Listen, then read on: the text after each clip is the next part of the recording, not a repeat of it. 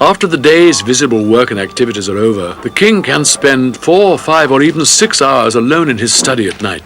Surrounded by teleprinters, radio sets tuned into police or army frequencies, and other communication devices, he debriefs himself on the day and plans tomorrow's trip.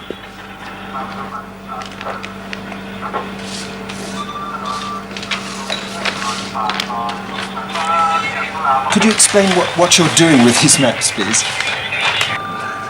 If I see something, you see circles there, places that can be developed, and you can see a place there with a red thing there. It's a kind of for damming and for making a small reservoir. And then when there are the engineers, the irrigation engineer, I can ask them if it is practical to do that, and sometimes they go and inspect the place and can have a survey on the spot. Why do you have all these radio sets everywhere, all these receivers, transmitters, telexes? What are they all for? Well, communication. I think that you should know that radio is for communication. I don't have television here. I've heard people say that this is your personal intelligence network. I wouldn't say intelligence, but sometimes it is very, very useful. Sometimes when you know about the news of some disaster hitting somewhere, you can help them very, very quickly, and that speed is the most important factor. So that I get the news by the telex or by the radio. Most of the what you hear here doesn't concern me. It's sometimes there is a murder somewhere. Sometimes I can have some news of they have caught a caravan of heroin or something like that. It is better than to listen to the broadcast or other things. When you sit here by yourself for several hours every evening, looking at your maps and listening to the radios, is that because you are a lonely man, or because you need to have some time by yourself after all the public side of your life outside? That is a question that can be answered in many ways. I'm not lonely, and I have work to do, so I have to do the work. The way of doing work is to have some concentration, that is some peace, and then one can think more clearly. It is a way of preparing myself to be able to do whatever circumstances will have me to do. I gather information by listening. I gather information by looking at the maps, or at reading, or thinking. And then when time comes, I have the material in my head. From this radio station in his Bangkok palace, Kitlada Villa, the king gives special broadcasts during any natural disaster such as floods or epidemics to launch appeals for the victims, as well as the more usual messages to the nation. In the grounds of the palace there is a school. It was started for the royal children. It is open to anyone intelligent enough to be accepted. There are over 350 children and every facility.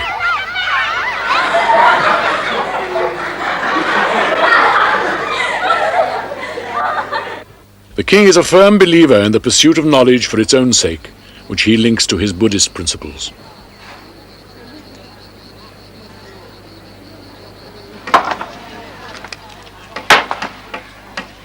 An important part of rural development is the building of rural schools. It has been very difficult for the government to do anything about this. Lack of roads makes it hard to reach the remote villages. The building of roads is often sabotaged, and hundreds of teachers have already been murdered by the insurgents. The king decided to set up schools run by soldiers or border patrol police, with the soldiers or police doing the teaching. At first this was just primary education, but now it has expanded to secondary as well. This school is in the process of being built by the local people themselves. Youth and education occupy a great deal of the king's attention. He makes a point of giving every student his degree in person, and on an average, he awards 23,900 degrees a year. How important is it for you that on this graduation day it will be the king who will be giving you your certificate? It means so much to me because my family teach me and teach my brothers, my sister that we must pay respect to him. We are very proud to be near him or to get something from him, like the degree. It's very important to me because we all respect the king because he is the best king. My family and I and all the Thai citizens respect to him because he has done great beauty to this country. He means very much to us.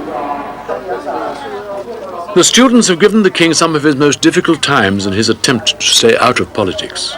Naturally, they have been the most vocal section of the country, the quickest to clamour for change. Over the years, the king's speeches on graduation days sound cautious notes. For instance, not every established thing is rightly destroyed by violence, for what is put in its place may be worse. Real creativity can only be expressed by peaceful means. Expand your awareness, but use your knowledge for the development of the country as a whole. Not all students are happy with this.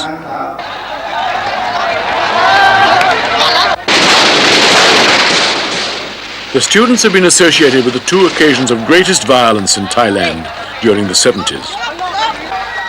In 1973, there was a student uprising in which 73 were killed. The demonstrations were against the corrupt military dictatorship of Field Marshal Thanom. On this occasion, the king had intervened on the students' side, and Thanom was exiled. A constitution was drafted, and there were 3 brief civilian governments. But with 55 different parties, parliamentary democracy proved extremely complicated.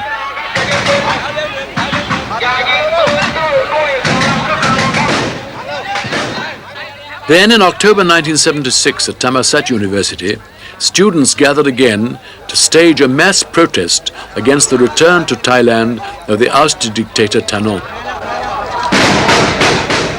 The student protest was brutally suppressed. 30 were killed. The riots at Thammasat served as a pretext for a military coup.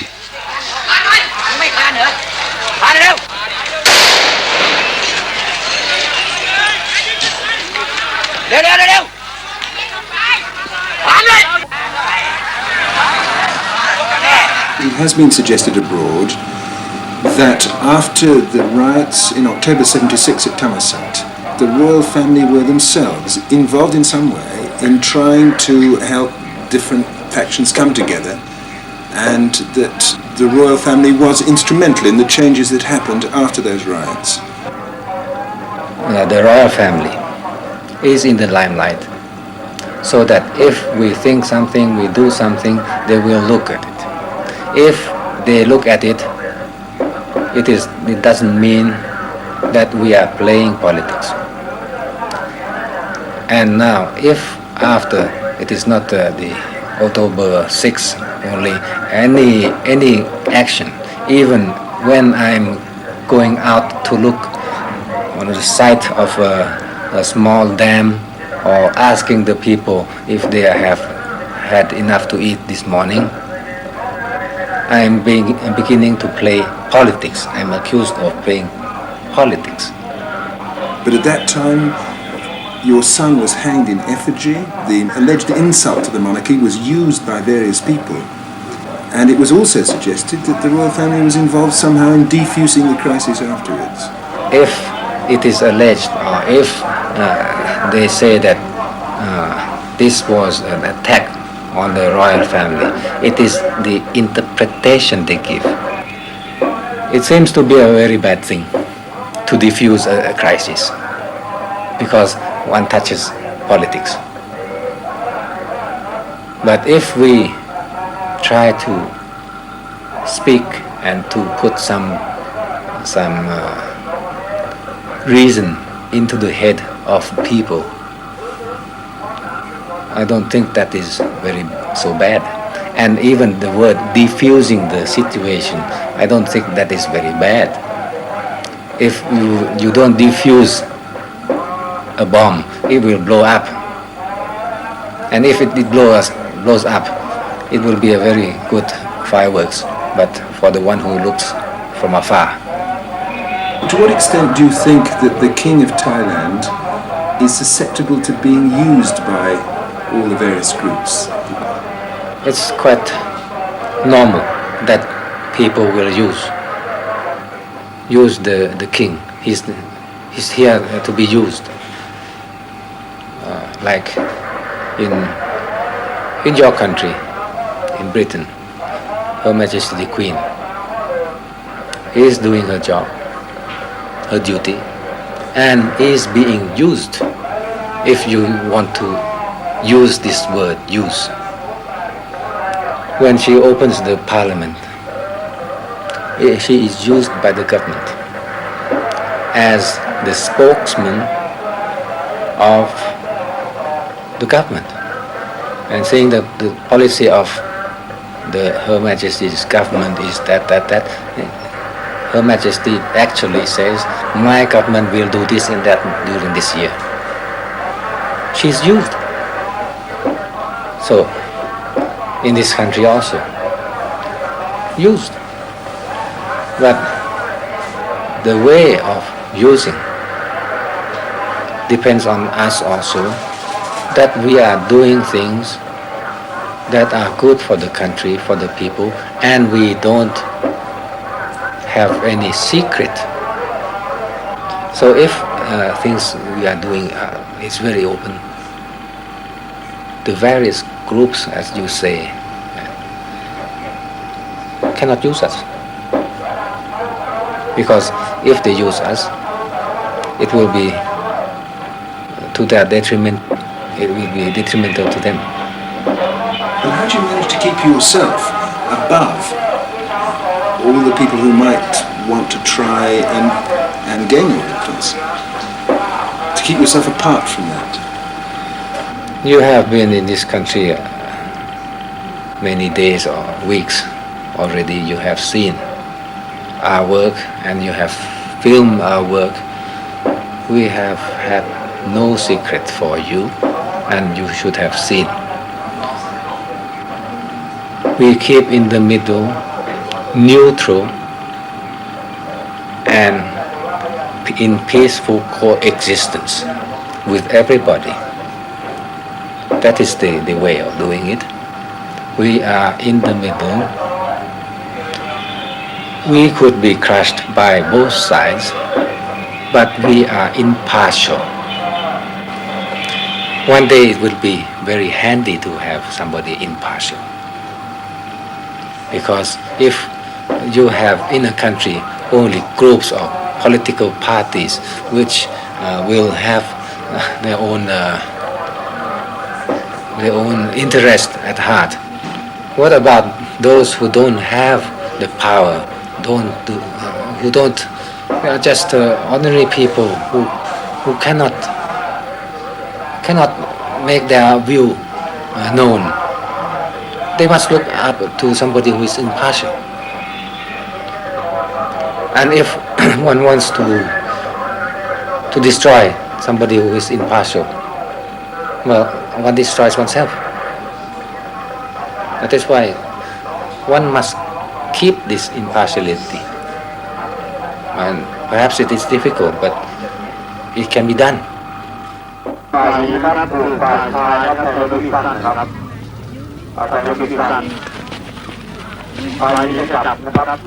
king's attitude is that there are more important things to think about than the working of the political system. The security of the country, for example. Here at Hoop Kapong, scene of one of the king's development projects, as in other villages throughout the country, a kind of villagers' home guard has been formed in which both men and women serve. Their motto is, if you want to live in peace, you have to be prepared.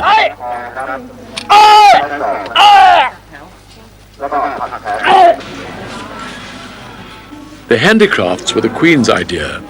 She encourages them in order to keep traditional crafts alive, and also to provide work for the villagers which will bring them extra income when they are not working the land.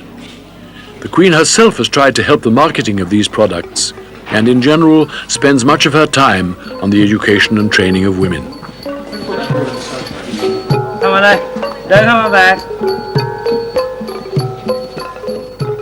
But at Hoop Kapong, the main part of the project is a farmers' cooperative. The king bought the land himself and allocated it to landless farmers. They are not allowed to sell their holding or break it up into smaller farms, but may work it in perpetuity.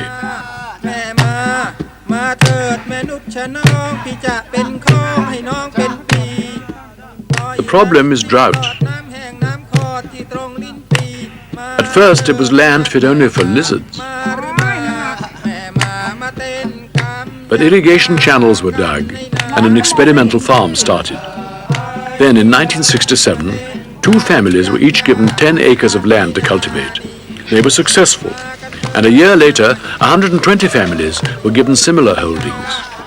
Now, the cooperative produces many crops for sale, not only tomatoes, but now more lucrative crops such as asparagus and pineapples, besides the usual maize, sugarcane, castor plant, and cassava. The people of Hoop Kapong are given training in management, the buying of supplies, and marketing of produce.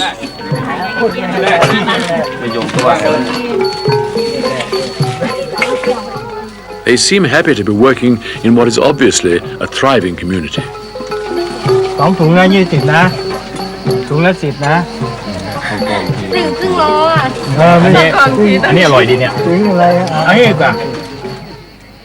Queen Sirikit is also much concerned with community development. In May 1979, she received an international award in the Chakri Palace. Standing under the portraits of her predecessors, whom protocol did not allow to work as she does, Her Majesty was presented with the Ceres Medal of the Food and Agricultural Organization of the United Nations. The Ceres Medal is named after the Roman goddess of corn and fertility. And the 3 other people to receive the award are the late Margaret Mead, the distinguished anthropologist, President Carter's mother for her work with the Peace Corps, and Mother Teresa of the Calcutta slums. I'm proud to be honored by the FAO awarding this Ceres Medal to me because the aim of Food and Agriculture Organization is to eliminate the worst form of human suffering, which is hunger. There is a festival to celebrate the importance of agriculture, the annual ploughing ceremony in May, just before the rains. This rite is of very ancient origins. It is said to date from the time of the Buddha. But the consecrated women who carry the seed, and indeed more or less all aspects of the ceremony, show that it is a Brahmin one.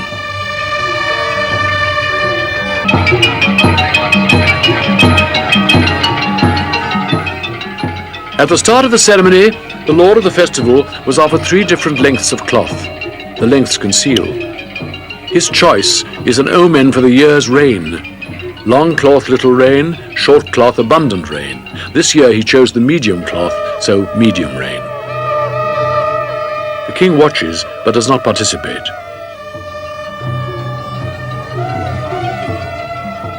The lord of the festival who scatters the seed is nowadays always the Minister of Agriculture.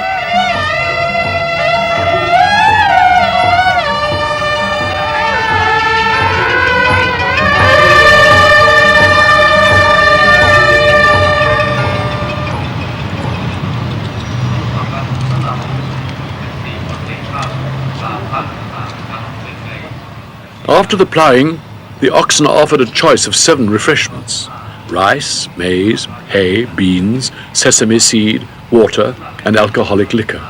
It was decided that one had chosen hay, which heralds a good year for agriculture, the other the alcohol, which means communications and foreign trade. To us, it was not obvious that the oxen chose at all.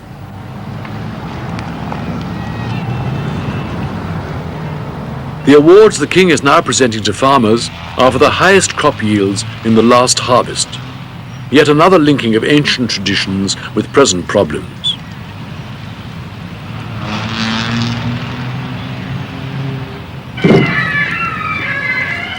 After presenting the awards, there is a final parade.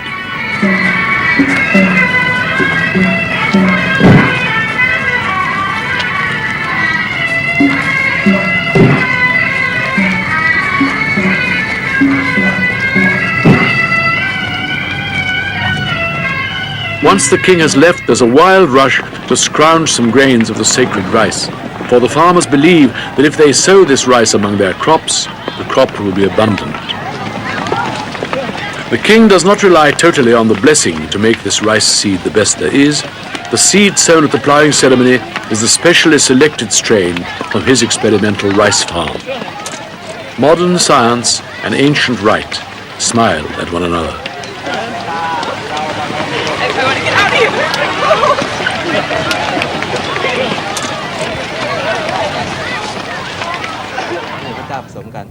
This farmer comes from the barren northeast region near the Cambodian border. มาได้ 2-3 ปีแล้วครับ 2-3 ปีแล้วจะมาอีกทุกปีต่อไป มาครับ มากับภรรยา2 คน ครับ แล้วพักที่ไหนฮะ พักอยู่โรงแรมข้างหัวลำโพงครับ แล้วจะกลับ His journey by train to Bangkok, especially for the ceremony, took 14 hours. คิดว่าคุ้มไหมที่เดินทางวันนี้ คุ้มเหมือนกันครับ คุ้มนะ ภูมิใจดีครับ แล้วได้ค่าไปทุกปี He has come here every year for the last 3 years. ปีก่อนต้องซื้อทำไมไม่ทันเหรอเก็บไม่ทันครับ His 5 grains of sacred rice have cost him 1 baht, ค่านี่ถึงไหมฮะ 2.5 pence. ได้ไป 10 กว่าเม็ดซื้อ 2 บาทครับ The rice used in the ploughing ceremony is grown here in the king's experimental rice farm, whose aim has been to improve the quality of rice seed and in other ways to develop the technology of rice farming. This rice mill the king designed himself.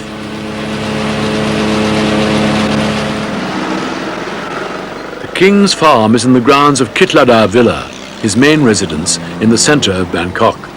The Grand Palace is his ceremonial headquarters.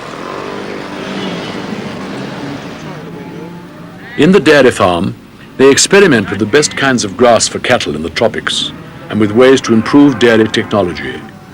The king, as always, is specially concerned with the small farmer.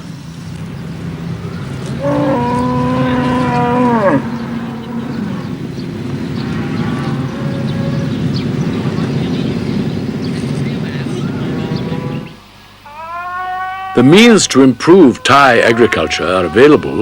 The problem lies in persuading the peasants to change their ways. There is a further complication. While the king offers better living standards through better farming, the insurgents are also at work.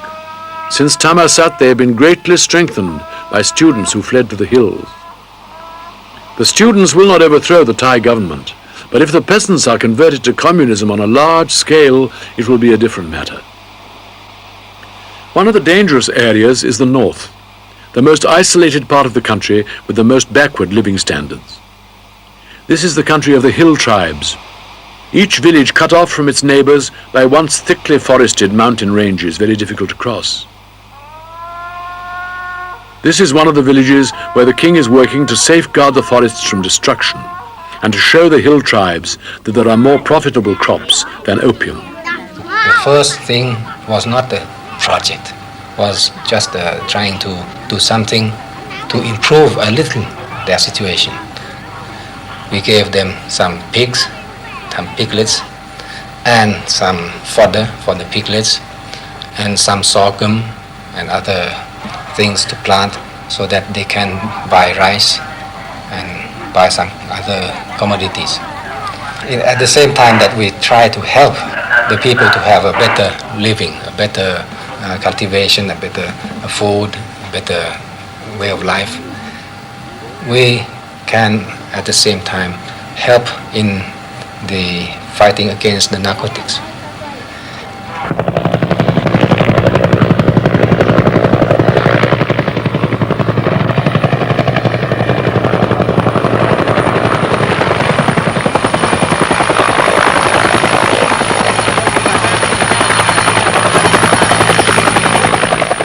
The hill tribes are relatively recent immigrants to Thailand, most having gradually moved south from China since the 19th century. There are now about 300,000 of them, each with their own language and customs. In some of the tribes, the women do the work.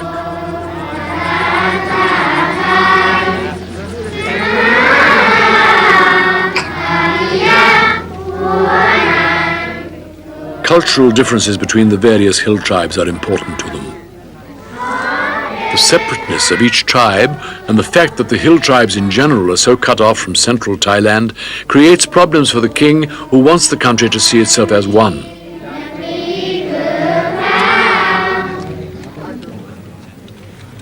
The people of this village belong to the Karen tribe.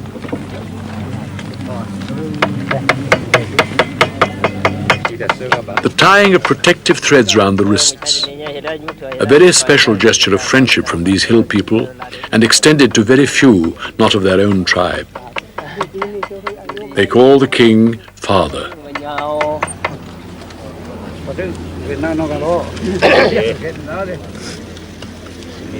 แม่ทำยาตกไปบอกนะหลวงเดียยาตกขายเมื่อกี้ให้ยาอะไรนะทำตกไปนะ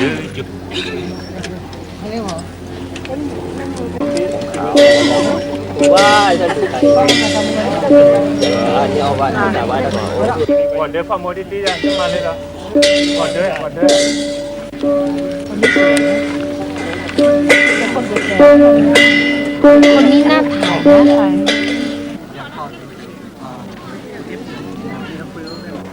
What does the visit of the royal family to this village mean to you? What does it mean to the village? มีครับมีความหมายแล้วก็มีประโยชน์มากเพราะว่ามีบุญด้วยกันหมู่บ้านนี้ Has great meaning and great merit for the village. They feel a blessing on the เมื่อ occasion. ก่อนยังไม่เคยมีมาเลย This is the first time that His Majesty has come, so they feel a great sense of gratitude. The old people feel that they can now pass on to the other world as a result of having seen the king and the queen before they died. The loyalty to the royal family will rise in the village. บ้านนี้จะมีความรักต่อในหลวงมากขึ้น Our love for them will increase, having seen them with their own eyes. และเห็นด้วยตาด้วยตัวเอง We've heard his voice with his own lips and have spoken to him with ours. They have heard of him and heard his voice over the radio, but now they have actually seen him, that he is a real live person and therefore takes on great personal meaning in their lives.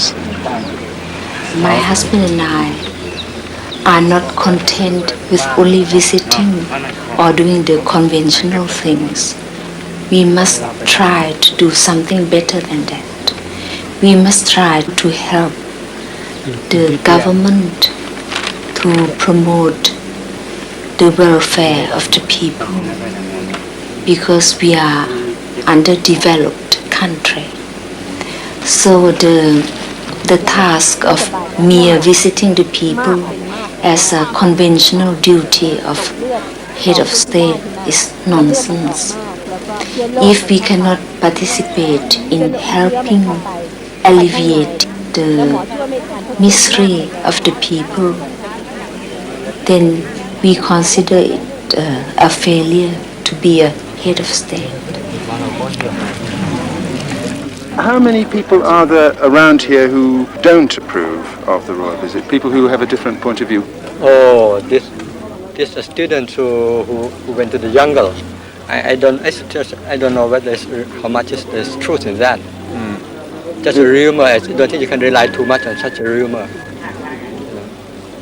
But there are students who went to the jungle who are it's communist sympathizers. Yeah. I think they are not counted among the people.